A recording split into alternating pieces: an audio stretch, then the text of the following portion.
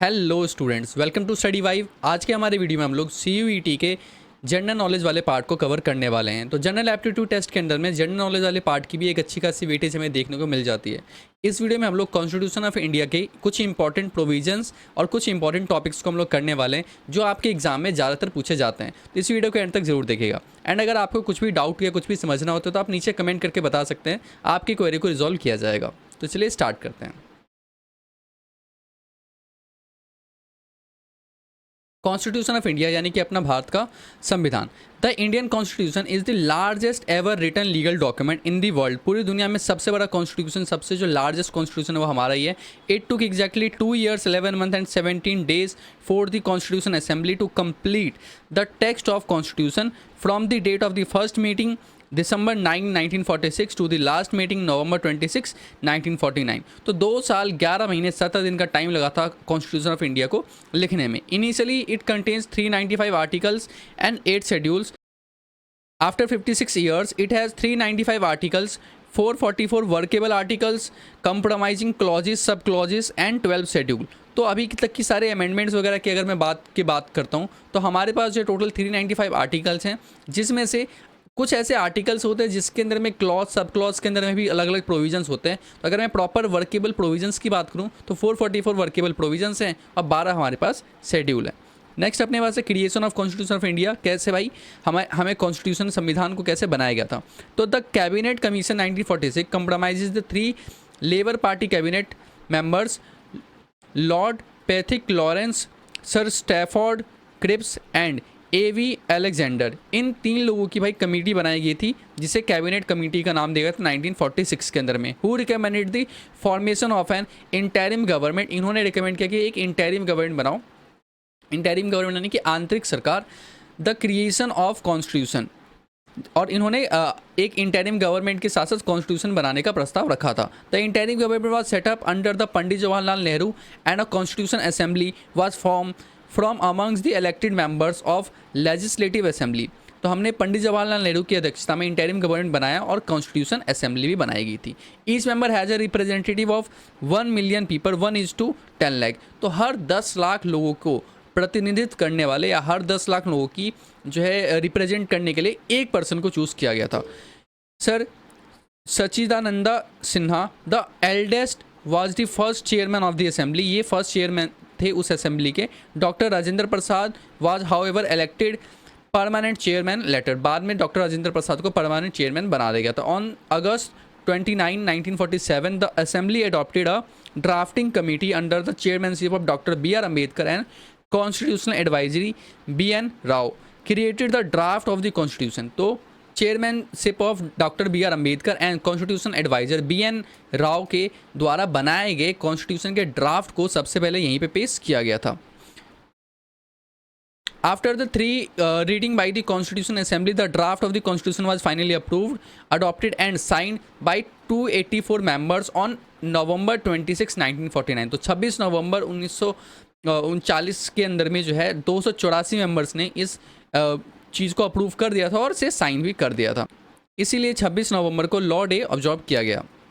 The clause of citizenship, Parliament and election were implemented at the time of adoption of the Constitution, whereas the rest of the clauses are made effective from 26 जनवरी 1950। तो parliamentary और election वगैरह को तो हमने भाई उसी time से, जब उसको अडॉप्ट किया था उसी टाइम से हमने इफेक्टिव डाल दिया था। बाकी सब चीज़ों को हमने जो मतलब पूरा का पूरा अपना कॉन्स्टिट्यूशन था एक तरीके से उसे ही 26 जनवरी 1950 की डेट से हमने उसे इफेक्ट में डाला था। अभी जो डेट है ना 26 जनवरी 1950, ये एक इंपॉर्टेंट डेट हो जाता है। मतलब ठीक है, इस डेट से संविधान लागू किया था, बट ये डेट जो है ना 26 जनवरी, ये भी अपने आप में एक रेलेवेंस रखता है, जो कि आगे लिखा है the date of enforcement and commencement of constitution, the day India become republic or republic day. इसीलिए हम इसे रिपब्लिक डे के नाम से भी जानते हैं। The day was chosen because the resolution of Purna Swaraj और the complete independence has been adopted at the Lahore session of the Indian National Congress on 26 January 1929। तो 1929 26 जनवरी को इंडियन नेशनल कांग्रेस की लाहौर वाले सेशन के अंदर में ये वाले प्रस्ताव को अडॉप्ट किया गया था, जिसमें पूर्ण स्वराज या कंप्लीट इंडिपेंडेंस का प्रस्ताव रखा गया था। इसीलिए वो 26 जनवरी वाला डेट बहुत इंपॉर्टेंट था। इसलिए हमने कॉन्स्टिट्यूशन ऑफ इंडिया का इम्प्लीमेंट करने के लिए 26 जनवरी वाली डेट को चूज़ किया। It is also important to note that the Constitution Assembly adopted the national flag on July 22, 1947, whereas the state emblem, which shows the three lions, a galloping horse, a bull, charkha in print, taken from the capital of Ashoka Stamp pillar, which has four lions carved facing outward to backward, was adopted by the government of India on 26 जनवरी 1950। तो 26 जनवरी 1950 के दिन ही जो है हमने state emblem को जो है हमने उस टाइम पे अडॉप्ट किया था, जिसके अंदर जो है अशोक का जो समार्थ पिलर है उसके अंदर में 4 लाइंस इंग्रेविड हैं। उसी से जो है हमने इंस्पायर होके अपना स्टेट एम्बलम बनाया था, जिसके अंदर में 3 लायंस है और एक हमारे पास गलोपियन हॉर्स है, एक बुल है और चरखा उसमें प्रिंट किया हुआ है। आगे the word Satyameva Jayate, truth alone prevail, have been adopted from the Mundaka Upanishad. तो मुंडका उपनिषद जो था उसमें से ये वर्ड आया था ट्रूथ अलोन विल प्रिवेल, यानी कि सत्यमेव जयते, जिसको हमने वहाँ से अडॉप्ट किया था। The national anthem was adopted by the constitution assembly on 24 January 1950। It is actually the first stanza of the Jana Gana मन, originally composed bye Rabindranath Tagore. Originally जो है रविंद्रनाथ टैगोर ने इसे कंपोज किया था, which was actually contain 5 stanzas.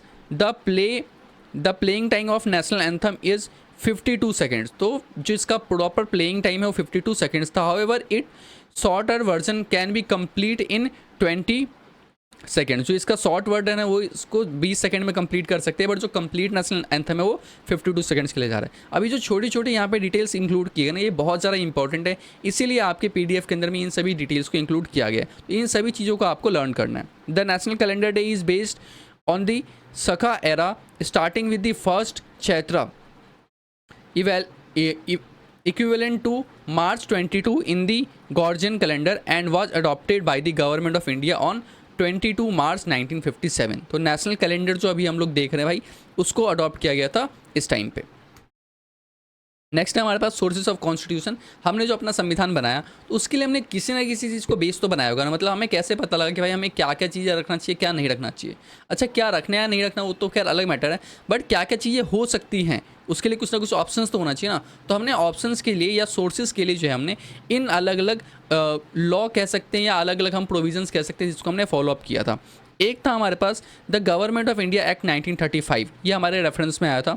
British constitution, जो Britishers का constitution हुआ करता था उसको भी हमने फॉलोअप लिया था। ऐसी ऑस्ट्रेलियन कॉन्स्टिट्यूशन, अमेरिकन संविधान, जापानीज़ का संविधान, साउथ अफ्रीका का constitution, Irish constitution, Russian constitution, Canadian constitution और जर्मन कॉन्स्टिट्यूशन, इन सभी को जो है हमने रिव्यू किया था और इन सभी के सोर्सेज के जरिए हमने अपने संविधान को बनाया था। अब हम प्रीएम्बल की अगर हम बात करते हैं तो इंडिया का प्रीएम्बल है, India is a sovereign, socialist, secular and democratic republic. अब ये यहाँ पे जो है हमारे प्रीएम्बल के अंदर में ये 4 जो है हमारे पास 1 2 3 4 ये 4 जो है वर्ड यहाँ पे इंक्लूड किए गए। हालांकि इनिशियली यहाँ पे 4 वर्ड नहीं हुआ करते थे, बाद में इसे अमेंड करके इसके अंदर में 4 वर्ड्स को इंक्लूड किया गया, वो भी आगे आने वाला है। The preamble reflects the philosophy of our constitution. Though it is not enforceable in a court, yet it serves the utility as it reflects the objective and interpretation of the constitution. देखो, जो preamble होता है ना वो law नहीं है, मतलब वो एक तरीके कुछ ऐसा नहीं है जिसको हम इम्प्लीमेंट कर सकते हैं या जिसको एज एविडेंस टाइप माना जा सकता है, बट ये बस एक रेफरेंस देते हैं। मतलब ये एक उद्देश्य बता रहा है, ऑब्जेक्टिव बता रहा है कि हम ये संविधान क्यों बना रहे हैं, इससे हम सोसाइटी के अंदर में क्या चेंजेस लाना चाह रहे हैं, ये उस पॉइंट ऑफ व्यू को बता रहा है। तो हम इसको डायरेक्ट रेफरेंस में तो नहीं ले सकते हैं, बट हाँ जहाँ भी कॉन्स्टिट्यूशन की जो है इंटरप्रिटेशन जो है मीनिंगफुल निकल के नहीं आता या कॉन्फ्लिक्ट में निकल के आता है, उस पॉइंट पे इंटरप्रिटेशन के लिए प्रीएम्बल जो है बहुत ज़्यादा यूज़ किया जाता है। अब इसके अंदर जो वर्ड्स हैं, पहला वर्ड है हमारे पास sovereign, means that India is an independent country competent to decide its political destiny as its feel correct. तो हमारा क्या, हमारा सोवरिन कंट्री है, हम आज़ाद देश हैं और हम अपने हिसाब से डिसाइड कर सकते हैं कि भाई हमें कौन सी पॉलिटिकल जो है, हमें कौन सा पॉलिटिकल पार्टी या कौन सा जो है गवर्नमेंट हमें इलेक्ट करना है, वो खुद ही हम चूज़ कर सकते हैं। The government work for the welfare of the people या वेलफेयर ऑफ अ स्टेट। जो गवर्नमेंट है वो हमारे ही वेलफेयर के लिए बनाया गया है। And economy is based on socialistic pattern. Socialistic pattern का मतलब है कि भाई एक ऐसा पैटर्न है जिसके अंदर में पब्लिक सेक्टर होगा और प्राइवेट सेक्टर होगा। जो पब्लिक सेक्टर होगा where the public sector is control by government and private sector control by private individuals are allowed to work together. दोनों मिलके काम करेंगे, प्राइवेट पब्लिक सेक्टर दोनों मिलके काम करेंगे। Secularism signifies that government has no religion of its own but respect all the religion equally, and that choice of the religion does not disqualify its citizen on any basis। कहते हैं भाई किसी भी basis पे, मतलब विशेषकर जाति के बेसिस पे या किसी के रिलीजन धर्म के बेसिस पे किसी तरह का कोई भेदभाव नहीं किया जाएगा। सरकार का कोई धर्म नहीं होता है, सरकार जो हमने बॉडी बनाई है, गवर्नमेंट बनाया, उस गवर्नमेंट का अपना कोई धर्म नहीं है, और कोई भी सिटीजन किसी भी धर्म को चूज़ करने के लिए इंडिपेंडेंट है, आज़ाद है भाई। आप अपने हिसाब से किसी भी धर्म को चूज़ कर सकते हो, और आप चाहे किसी भी धर्म को चूज़ करो, आपके साथ किसी भी तरह का भेदभाव नहीं किया जाएगा। कॉन्स्टिट्यूशन संविधान के नज़रों में आप इक्वल ही रहोगे, चाहे आप हिंदू, मुस्लिम, सिख, ईसाई किसी भी धर्म को आप चूज़ कर लो, आप हमेशा इक्वली ट्रीट किए जाओगे।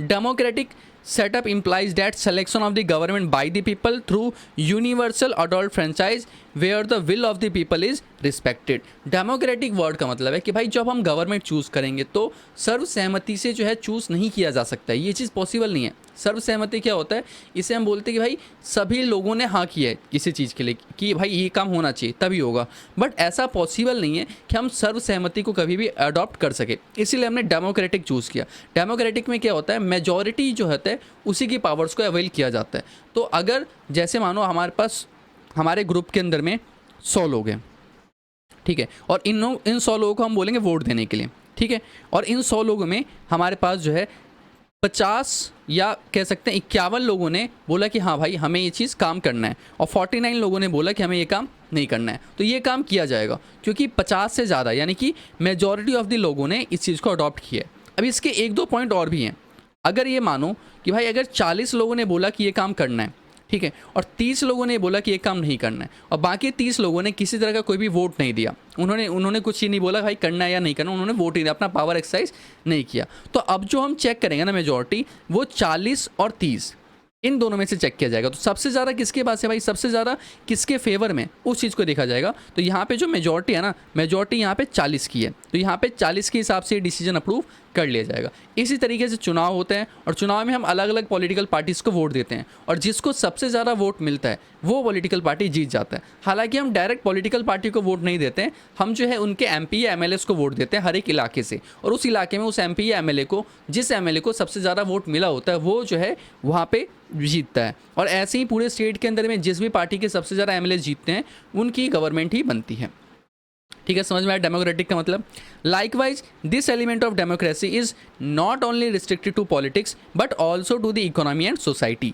Finally it is a republic wherein the people select all the important heads of the government directly or indirectly, and these offices are not occupied on a hereditary basis। तो भाई Republic ही एक ऐसी state है जिसके अंदर में, state मतलब एक ऐसा सिचुएशन या कंडीशन कह सकते हैं जिसके अंदर में हम लोग ही चूज़ करते हैं कि भाई हमारी गवर्नमेंट कौन बनेगा, कैसे बनानी है गवर्नमेंट, डायरेक्टली या इनडायरेक्टली हम ही चूज़ कर रहे हैं।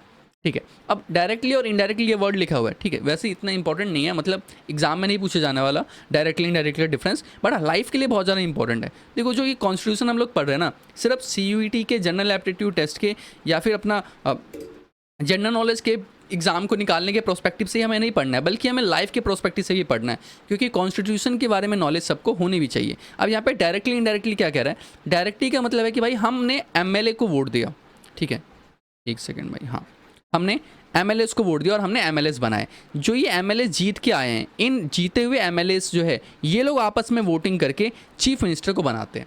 ऐसे ही हम लोग MP को वोट देते हैं, और जो MPs जीत के जाते हैं वो लोग आपस में से चूज़ करते हैं भाई कि किसको प्राइम मिनिस्टर बनना है। तो हमने MLAs बनाया डायरेक्टली, और MLAs ने जब चीफ मिनिस्टर बनाया तो वो भी तो हमारे अकॉर्डिंग काम कर रहे हैं ना, तो ये इनडायरेक्टली बोला जाएगा कि हमने चीफ मिनिस्टर बनाया, बट वो इनडायरेक्टली बनाया क्योंकि हमने MLAs को बनाया और MLAs ने आगे चल के चीफ मिनिस्टर को बनाया। ठीक है, समझ में आया भाई। Next we have the inspiration for the ideology of liberty, equality and fraternity is drawn from the French Revolution। The preamble embodied the noble concept of justice। अब इसमें देखो पहला एक कॉन्सेप्ट है जस्टिस का। हमारा संविधान क्या कहता है भाई कि सबको इंसाफ मिलना चाहिए in a social, economical and political aspect. Liberty of thought, expression, believe and faith worship. तो हमें भाई बिल्कुल आज़ादी है, हम किसी भी तरह का विचार रख सकते हैं, हम कुछ भी सोच सकते हैं, सोचने की हमें क्या आज़ादी है, हम कुछ भी एक्सप्रेस कर सकते हैं। एक पर्सन अपनी भावनाओं को एक्सप्रेस कर सकता है, अपने जो उसके थॉट प्रोसेस उसको एक्सप्रेस कर सकता है, उसे फ्रीडम ऑफ एक्सप्रेशन बोला जाता है। साथ ही बिलीव, हम किसी भी चीज़ को बिलीव कर सकते हैं, हमें जो है फोर्स नहीं कर सकता कोई कि भाई पर्टिकुलर चीज़ को बिलीव करो। फेथ यानी कि अगेन हमारा बिलीव या हमारा किस चीज़ में विश्वास है, या वर्शिप हम किस चीज़ की पूजा कर रहे हैं, हम किस चीज़ को मानते हैं, वो सब के लिए हमें क्या, हमें लिबर्टी, हमें आज़ादी दे रखी है भाई प्रॉपर। हमें कोई भी फोर्स नहीं कर सकता है कि आपको पर्टिकुलर धर्म को मानना ही पड़ेगा, या पर्टिकुलर चीज़ को मानना पड़ेगा, पर्टिकुलर थॉट प्रोसेस को मानना पड़ेगा, ये सब जो है हमें फोर्स नहीं किया जा सकता है। Next we have equality, status और अपॉर्चुनिटी। हर एक पर्सन को जो है इक्वल स्टेटस या अपॉर्चुनिटीज़ दी जाएगी। Fraternity, assuring dignity, unity and integrity of all the citizens of this nation। तो हमारे भाई हमारे राष्ट्र के हर एक सिटीजन को जो है उसकी यूनिटी यानी उसकी एकता, उसकी डिग्निटी और उसके इंटीग्रिटी की जो है बिल्कुल हम उसकी रक्षा करते हैं। हमारा कॉन्स्टिट्यूशन जो उसको प्रोटेक्शन प्रोवाइड करता है। The preamble also declare that constituent assembly adopted and enacted the constitution on November 26। अच्छा ये तो यहाँ पे डेट लिखा है भाई, ठीक है। The preamble to the constitution has been amended once by the 42 amendment act. अब देखो मैंने बताया था ना, वहाँ पे हमने 4 वर्ड पढ़ा था, बट 42nd अमेंडमेंट जो जब हुआ था कॉन्स्टिट्यूशन के अंदर में 1976 के अंदर में, तो इसके अंदर 2 वर्ड को ऐड किया गया था, सोशलिस्ट एंड सेक्युलर। उसके बाद जाके ये सोवर्जिन, सोशलिस्ट, सेक्युलर, डेमोक्रेटिक, रिपब्लिक बना था। इस तरीके से ये सारे वर्ड्स आए थे। ये 2 वर्ड को बाद में इसमें इनेक्ट किया गया था। आगे the reason why the word socialist was as it was to give voice to the philosophy of socialism of the constitution. तो हम सोशलिज्म को जो बढ़ावा देना चाहते थे, इसलिए हमने यहाँ पे ये वर्ड रखा। अभी हमने समझो ऊपर सोशलिस्ट वर्ड क्या वहाँ पे क्या मीनिंग था, इसके पीछे बस ये ऑब्जेक्टिव बता रही भाई हमने उसे इंप्लीमेंट क्यों किया। The word secular would mean the state should have no religion of its own, कि भाई स्टेट का कोई भी अपना खुद का धर्म नहीं होगा और वो किसी भी धर्म के साथ किसी तरह का कोई पक्षपात नहीं करेगा। It also mean that no political party should impose a particular religion, यानी किसी भी पॉलिटिकल पार्टी को एक पर्टिकुलर रिलीजन को जो है समर्थन नहीं प्रोवाइड करेगा। मतलब ऐसा नहीं करेगा कि भाई एक पर्टिकुलर जो पार्टी है, पॉलिटिकल पार्टी है, वो सिर्फ एक पर्टिकुलर ग्रुप ऑफ पीपल या पर्टिकुलर रिलीजन को ही सपोर्ट कर रही है, ठीक है। अब आजकल अगर आप लोग देखोगे मीडिया में या अपना सोसाइटी में या नॉर्मल पब्लिक के अंदर भी जो है, जो आज की पॉलिटिक्स है वो सिर्फ इसी चीज़ के ऊपर बेस्ड है कि वो लोग ज़्यादातर पॉलिटिक्स की ही कर रहे होते, ज़्यादातर जो है वो रिलीजन के बेसिस पे ही पॉलिटिक्स कर रहे होते। उन्होंने पॉलिटिक्स का पूरा कॉन्सेप्ट ही उन्होंने चेंज कर दिया। और आजकल हमारे जो देश है, हमारे देश के अंदर में सिर्फ और सिर्फ हमें रिलीजन के बेसिस पे ही हमें ज़्यादातर इलेक्शंस होते हुए दिखाई देते हैं, जहाँ पे अब देखो मैं यहाँ पे अब किसी पॉलिटिकल पार्टी का समर्थन या उसका जो है मैं विरोध करने के लिए मैं यहाँ पे नहीं, मैं सिर्फ आप लोगों को एक ऑब्जेक्टिव यहाँ पे प्रोवाइड कर रहा हूँ कि भाई कैसे काम कर रहा है। पॉलिटिकल पार्टीज हैं, अब जैसे कोई एक पॉलिटिकल पार्टी वो एक पर्टिकुलर धर्म को ही सपोर्ट कर रहा है, अगर ऐसा होगा तो जो हमारा कॉन्स्टिट्यूशन ऑफ इंडिया का जो इसके अंदर में जो हमने डाला है भाई प्रोविज़न कि सबके साथ इक्वालिटी की जाएगी, किसी के साथ पक्षपात नहीं किया जाएगा, वो जो मेन ऑब्जेक्टिव है वो पूरा ऑब्जेक्टिव ही क्या हो जाएगा, नलीफाई हो जाएगा। तो वो चीज़ नहीं होना चाहिए, इसीलिए यहाँ पे लिखा है भाई word secular. Some authors are of the opinion that this was redundant change since the fundamental right to freedom of religion is guaranteed to the constitution anyway। अब कुछ लोगों का ये भी मानना है कि भाई इस चीज़ का कोई मतलब नहीं था, आपने यहाँ पे सोशलिस्ट वर्ड ऐड करके सेक्युलर चीज़ें ऐड करके भाई कुछ आपने अलग नहीं किया, क्योंकि अब अगर सेक्युलर की बात करता हूँ तो हमने फ्रीडम ऑफ रिलीजन तो हमने पहले ही प्रोवाइड कर रखा है ना, कि कोई भी किसी भी धर्म को मान सकता है। तो अब हम उसको अलग से हम स्पेसिफाई करने की नीड नहीं है, बट इस चीज़ की नीड है, इसकी चीज़ की नीड है, और ये जो है बहुत ही ज़रूरी था, इसी वजह से ये चेंज किया भी गया था, ठीक है। Next we have the union is refer to as India. Union को जो है इंडिया रेफर किया जाएगा, डैट इज़ भारत। अब देखो ये भी जो है ना बहुत ही कन्फ्यूजन या डिबेटेबल टॉपिक है, ठीक है। बहुत सारे लोग क्या कहते हैं या बहुत सारे लोगों का मानना क्या है कि भाई इंडिया नाम जो है हमें उसे सपोर्ट नहीं करना चाहिए, हमें भारत नाम को सपोर्ट करना चाहिए। हमारी कंट्री का नाम भारत है, हमें हिंदी में ही भारत बोलना चाहिए, इंग्लिश में ही भारत बोलना चाहिए। उसको हिंदी टू इंग्लिश में जब हम कन्वर्ट करते हो तो भारत से हमें इंडिया नहीं करना चाहिए। कुछ लोगों का यही मानना कि करना भी चाहिए, बट अगर आप एज ए स्टूडेंट या एज ए जब आप कॉन्स्टिट्यूशन को पढ़ रहे हो तो आप इस चीज़ को बेसिक चीज़ को समझो कि भाई कॉन्स्टिट्यूशन के अंदर ही लिखा है इंडिया डैट इज़ भारत, यानी इंडिया का मतलब क्या है भारत, और भारत का मतलब क्या है इंडिया। तो हमने ऐसा नाम जो है हमने अलग रख के हमने कुछ ऐसा अलग चीज़ नहीं किया, ठीक है। इसमें क्लियरली लिखा है कि भाई भारत का मतलब ही क्या इंडिया ही माना जाएगा, इंडिया का मतलब क्या भारत ही माना जाएगा। तो मोरलेस क्या एक ही चीज़ है, ये कोई ऐसा मुद्दा नहीं है जिस मुद्दे को लेके हमें बहुत बहस करनी चाहिए। बट देखो भाई इंडिया है, यहाँ पे कुछ भी पॉसिबल है। हम छोटी छोटी चीज़ों के लिए जो है ज़्यादा इन्वॉल्व हो जाते हैं और बड़ी बड़ी जो इंपॉर्टेंट चीज़ें होती है उसके लिए हम इन्वॉल्व नहीं होते हैं। खैर ठीक है, हमें क्या भाई, हमें तो बस जनरल नॉलेज वाले टॉपिक को कंप्लीट करना है। ठीक है, आगे कहते हैं its member are currently 29 states originate organisation with the Andhra Pradesh Reorganization Act 2016, Andhra Pradesh has been bifurcated into Telangana and Simandhra। तो भाई अभी अपने पास 29 स्टेट्स हैं और 7 यूनियन टेरिटरीज हैं। Which of the Delhi and Pondicherry has its own legislation. Delhi और पौंडीचेरी के अंदर में अपना खुद का लेजिस्लेशन है। अब ये लेजिस्लेशन क्या होता है, जो स्टेट होते हैं उसके अंदर में गवर्नमेंट बनती है, स्टेट गवर्नमेंट बनती है और वहाँ पे चीफ मिनिस्टर बनाया जाता है। बट जो यूनियन टेरिटरीज होती है ना, उसके अंदर में गवर्नमेंट नहीं बनाया जाता, वहाँ पे सेंट्रल गवर्नमेंट का डायरेक्ट कंट्रोल होता है। बट दो ऐसी यूनियन टेरिटरीज हैं, दिल्ली और पौंडीचेरी, जिसके अंदर में स्टेट गवर्नमेंट भी बनाया जाता है। तो यहाँ पे क्या है, यहाँ पे स्टेट गवर्नमेंट भी बनाया जाता है, स्टेट असेंबली भी है। तो इनके पास अपना खुद का चीफ मिनिस्टर है। The rest of the union territories are govern by administrative and LT governor appointed by the president of India. भाई इन सबको कौन गवर्न करना है, भाई इन सबको एडमिनिस्ट्रेटर या लेफ्टिनेंट गवर्नर जो है वो लोग जैसे अपॉइंट करते हैं भाई प्रेसिडेंट ऑफ इंडिया ही ने, और वही लोग जो इस चीज़ को चलाते भी हैं। ठीक है, इन 1961 Goa was liberated from Portuguese control. Sikkim first become the associated states and later a regular state in 1975. Under the Article 3 of Constitution, the Parliament may by law for a new state by altering the boundaries of the existing state. It can also increase or decrease the area of the state. तो भाई article number 3 constitution जो provide करता है parliament को power कि वो किसी भी स्टेट की एरिया को कम या ज़्यादा कर सकते हैं, इंक्रीज या डिक्रीज कर सकते हैं। साथ ही कोई नया स्टेट भी बना सकते हैं कि एक स्टेट को टुकड़े करके हमने 2 अलग अलग स्टेट बना दिया, ऐसा भी करने की पावर प्रोवाइड करता है। It is important to know that why the government of India notification dated 15 January 1976 an exclusive economic zone EEZ of India in ocean water has been created up to the distance of 200 nautical miles from the coastline। तो अब क्या होता है, देखो जैसा भी ये India का ना बॉर्डर लाइन है, ठीक है, और इसके इधर क्या है, यहाँ पे पूरा समुद्र है और यहाँ पे क्या, ये पूरा समुद्र का इलाका है। तो इंडिया जब हम बोलते हैं तो इंडिया की डेफिनेशन में ये बाउंड्री लाइन तक ही इंक्लूड हुआ करता था। बट जब हमने ये चेंज लेके आए 1976 में, तो हमने इंडिया की जो बेस लाइन है ना, ये वाली बेस लाइन बोली जाती है, इसके आगे जो समुद्री इलाका है इसके अंदर 200 नॉटिकल माइल्स तक को EEZ जोन डिक्लेयर कर दिया और उसे भी हमने इंडिया का ही पार्ट बना के रखा हुआ है। हालांकि वो पहले भी इंडिया का पार्ट था, बट हमने इसे ऑफिशियली डिक्लेयर कर दिया कि भाई 200 नॉटिकल माइल्स तक तो हमारा इलाका माना जाएगा, इसके बीच में हम किसी तरह की और जो है हम हस्तक्षेप को बर्दाश्त नहीं करने वाले। Next we have citizenship. अब सिटीजनशिप बहुत ज़्यादा जरूरी होती है भाई। सिटीजनशिप का मतलब है नागरिकता, ठीक है, नागरिकता। Only Indian citizen can contest the post of president, vice president, governor of the state, judge of the supreme court, high court, attorney general, member of the parliament, legislature in state। तो भाई इस तरीके की किसी भी post के लिए अगर आप जो है अगर आप चुनाव लड़ रहे हो बेसिकली, तो उसके लिए आपका इंडियन सिटीजन होना बहुत ज़्यादा ज़रूरी है। किसी बाहर की देश का सिटीजन हमारी कंट्री के अंदर में इलेक्शंस नहीं लड़ सकता है और इन सभी पोस्ट के ऊपर में नहीं जा सकता। It may be noted that our constitution has not intended any comprehensive law on citizenship. The details of the law are framed by the Parliament Citizenship Act 1950 wherein the citizen can be acquired by। अब इन्होंने बोला citizenship कैसे आ सकता है, by birth आ सकता है, bye decent आ सकता है, बाय रजिस्ट्रेशन भी आ सकता है, बाय नेचुरलाइजेशन भी आ सकता है, by incorporation of an external territory. इन सब अलग अलग तरीके के जरिए आ सकता है। In the same act citizenship can be lost. अब सिटीजनशिप आने के भाई ये 5 तरीके हैं और सिटीजनशिप आपसे छीना भी जा सकता है थ्रू अ रेनोकेशन, वारंटली आप छोड़ सकते हो भाई, थ्रू टर्मिनेशन और through deprivation in case of fraud और डिसलॉयल केसेस। मतलब अगर आपके ऊपर में राष्ट्रद्रोह का या देशद्रोह का अगर आपके ऊपर आरोप लग जाता है तो भाई आपके ऊपर सिटीजनशिप छीना भी जा सकता है। तो ये अलग अलग केसेस हैं।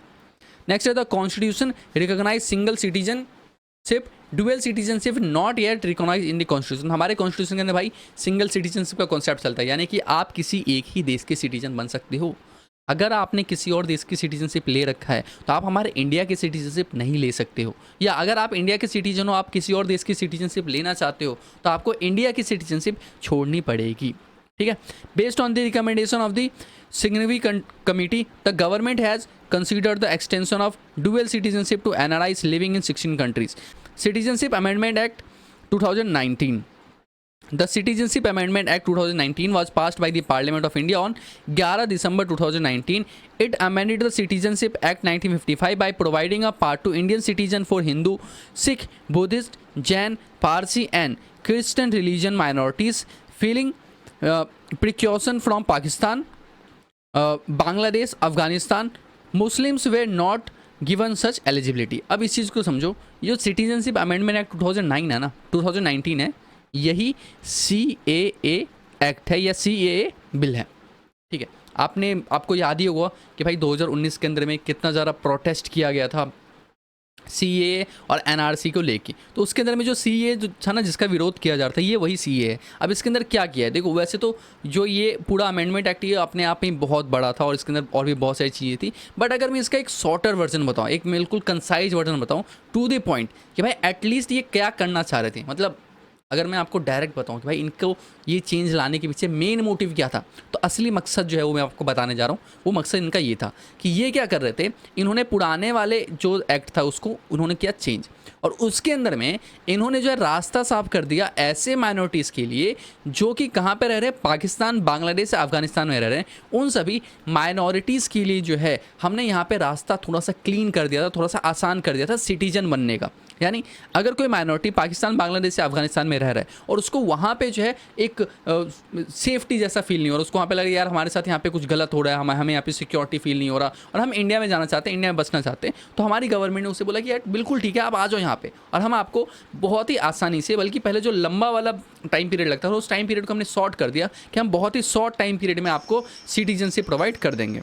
साथ ही अब इसमें इंपॉर्टेंट पॉइंट ये है कि अब जो मैंने ये माइनॉरिटी वर्ड बोला, ये माइनॉरिटी वर्ड एक्चुअल में यहाँ पे लिखा नहीं था, मतलब इस पूरे प्रोविजन, अभी यहाँ पे देखो लाइन लिखा है ना, इस लाइन के अंदर में कहीं भी माइनॉरिटी वर्ड नहीं लिखा हुआ, ठीक है। बाद में इन्होंने रिलीजियस माइनॉरिटीज़ डाल दिया, बट इन्होंने स्पेसिफाई कर दिया कि भाई कौन कौन से माइनॉरिटीज़ हैं, जिसके अंदर इन्होंने बोला कि माइनॉरिटी में कौन कौन आएगा, हिंदू आएगा, सिख आएगा, Buddhist, Jain, Parsi and Christian. देखो यहाँ पे इन्होंने ये नाम स्पेसिफाई कर दिए कि सिर्फ इसी धर्म के जो माइनॉरिटीज़ हैं उनको ही यहाँ पे जो हम ये स्पेशल बेनिफिट प्रोवाइड कर रहे हैं, बाकी माइनॉरिटीज़ को नहीं प्रोवाइड कर रहे। अब यहाँ पे जो है मुस्लिम्स को इंक्लूड नहीं किया गया था इस वाले चीज़ के अंदर में, और इनका जो प्रोटेस्ट भी था वो भी इसी चीज़ के ऊपर मेन बेस था कि भाई आपने यहाँ पे वर्ड माइनॉरिटी वर्ड क्यों नहीं यहाँ पे इंप्लीमेंट किया, और आपने ये अलग अलग स्पेसिफाई क्यों किया, और यहाँ पे मुस्लिम्स को इंक्लूड क्यों नहीं किया गया, ठीक है। अब देखो अगेन मैं यहाँ पे सिर्फ आपको एक जनरल ओवरव्यू बता रहा हूँ, यहाँ पे मैं ये नहीं बता रहा कौन सही है कौन गलत है, ये सब कुछ नहीं बता रहा, सिंपल स्पेसिफाई कर रहा हूँ मैं आप लोगों को। पाकिस्तान, बांग्लादेश और अफगानिस्तान की बात की जा रही है। पाकिस्तान, बांग्लादेश और अफगानिस्तान में माइनॉरिटीज़ कौन है, यही लोग तो हैं जिनको यहाँ पे नाम लिखा गया था, समझ रहे हो। पाकिस्तान, बांग्लादेश और अफगानिस्तान ये सभी मुस्लिम डोमिनेटेड कंट्रीज ही तो हैं, तो यहाँ पे ज़्यादातर जो मेजॉरिटी है, मेजॉरिटी किसकी है, मुस्लिम्स की है, तो वहाँ पे माइनॉरिटीज़ तो है ही नहीं ना, वैसे भी वहाँ पे माइनॉरिटीज़ कौन होगा। अब जैसे हमने बोला इंडिया में माइनॉरिटीज़ मुस्लिम है, क्यों, क्योंकि उनकी पॉपुलेशन कम है, तो पाकिस्तान में माइनॉरिटीज़ कौन होगा। क्या मैं मुस्लिम को बोल दूँ पाकिस्तान में माइनॉरिटी है, आप बोलोगे सर कैसी बात करो, ऐसा कैसे बोल सकते हो। हाँ नहीं बोल सकता ना, क्यों, क्योंकि वहाँ पे उनकी पॉपुलेशन ज़्यादा है। किसकी पॉपुलेशन कम है, हिंदू की, सिख की, बुद्धिस्ट की, जैन की, पारसी की, क्रिश्चियन की, इसलिए हमने उसको माइनॉरिटी की कैटेगरी में रखा था और मुस्लिम्स को नहीं रखा था। खैर उनके प्रोटेस्ट या ये पूरा का जो सिचुएशन है इसके पीछे क्या मोटिव था, क्या उनका ऑब्जेक्टिव था, इन सब चीज़ों में भाई हमें नहीं पढ़ना चाहिए। हमें सिर्फ ये चीज़ समझना चाहिए कि भाई कॉन्स्टिट्यूशन अमेंडमेंट एक्ट CAA 2019 के अंदर में ये लाइन लिखी हुई थी, इसके अंदर में इन रिलीजन वाले लोगों को इंक्लूड किया गया था, मुस्लिम्स को इंक्लूड नहीं किया गया था, ठीक है।